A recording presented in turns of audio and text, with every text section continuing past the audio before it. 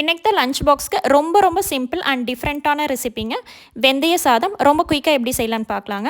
Mixie ஜாரில் 3 table spoon வெந்தயம் சேர்த்திக்கோங்க. 1 டேபிள் ஸ்பூன் சோம்பு, 1 டேபிள் ஸ்பூன் சீரகம், 1 டேபிள் ஸ்பூன் மிளகு, 5 பல் பூண்டு சேர்த்திக்கோங்க. இது எல்லாமே 1 டம்ளர் அரிசிக்கு உண்டான அளவுகளுங்க. நீங்கள் அரிசி எக்ஸ்ட்ரா சேர்த்துறீங்க, எக்ஸ்ட்ரா இது எல்லாமே சேர்த்திக்கோங்க. மிக்ஸி ஜாரில் கொரகொரப்பாக அரைச்சி எடுத்துகிட்டு தாளித்து விட்டுக்கலாங்க. தாளிக்கிறதுக்கு 2 டேபிள் ஸ்பூன் எண்ணெய் விட்டு கடுகு, உளுந்தம்பருப்பு, கடலைப்பருப்பு சேர்த்திக்கோங்க. பொரிஞ்சதையுமே கருவேப்பிலை தலை சேர்த்திட்டு நம்ம அரைச்சி வச்சுருக்கிற வெந்தய பவுடரையும் சேர்த்து ஜஸ்ட் ஒரு மிக்ஸ் பண்ணி விட்டுட்டு சின்ன வெங்காயம் ஒரு 10 சின்ன வெங்காயம் ரெண்டாக கட் பண்ணது சேர்த்திக்கோங்க. காரத்துக்கு நான் 1 வரமிளகா சேர்த்துருக்கேன். நீங்கள் காரம் எக்ஸ்ட்ரா வேணால் இன்னும் 2 கூட சேர்த்திக்கலாம். மிளகு சேர்த்திருக்கிறனால நான் காரம் கம்மியாக தான் சேர்த்திக்கிட்டேங்க. 1 டம்ளர் ரைஸை 1/4 மணி நேரம் ஊற வச்சு சேர்த்திக்கலாங்க.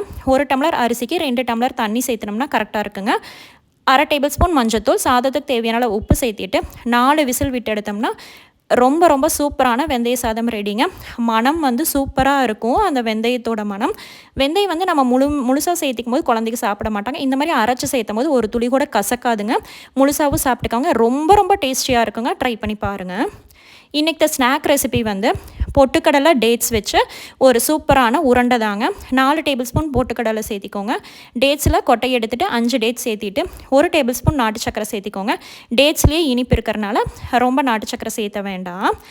எல்லாத்தையும் மிக்ஸி ஜாரில் இந்த மாதிரி லைட்டாக கொரகொரப்பாக அரைச்சி எடுத்துகிட்டு 1 டேபிள் ஸ்பூன் எண்ணெய் விட்டுட்டு சுடு தண்ணிங்க கொஞ்சம் வார்ம் வாட்டர் விட்டு இந்த மாதிரி நம்ம பிசைஞ்சு எடுக்கும்போது ரொம்ப ரொம்ப சாஃப்டாக வந்துடும்.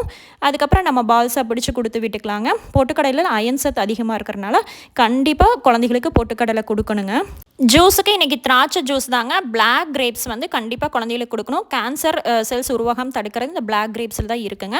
பிளாக் கிரேப்ஸ் ராவாக கொடுத்துடும்போது சளி பிடிக்குங்கிறவங்க இந்த மாதிரி தண்ணியில் 1 டம்ளர் தண்ணியில் நல்லா வாஷ் பண்ண கிரேப்ஸை நல்லா ஒரு 5 நிமிஷம் கொதிக்க விட்டிங்கன்னா லைட்டாக வெடிக்கும். ஆற வச்சுட்டு மேஷரில் போட்டு நல்லா மேஷ் பண்ணி ஃபில்டர் பண்ணிவிட்டு 1/2 லெமன் பிழிஞ்சு விட்டு லெமன் பிழியறனால தண்ணி விட்டு ஐஸ் க்யூப் சேர்த்துங்கன்னா செம்ம டேஸ்ட்டாக டிஃப்ரெண்ட்டாக இருக்குங்க. சளி பிடிக்கிற குழந்தைகளுக்கு இந்த மாதிரி ட்ரை பண்ணிக்கோங்க. ரொம்ப நல்லாயிருக்கும். வாட்டர் பாட்டிலுக்கு 6-7 பிளாக் ட்ரை கிரேப்ஸுங்க. இது கொஞ்சமாக தண்ணியில் ஊறி தண்ணியும் டேஸ்ட்டாக இருக்கும். கான்ஸ்டிபேஷன் பிரச்சனையும் வராதுங்க. சூப்பராக லஞ்ச் பாக்ஸ் மெனு முடிஞ்சு.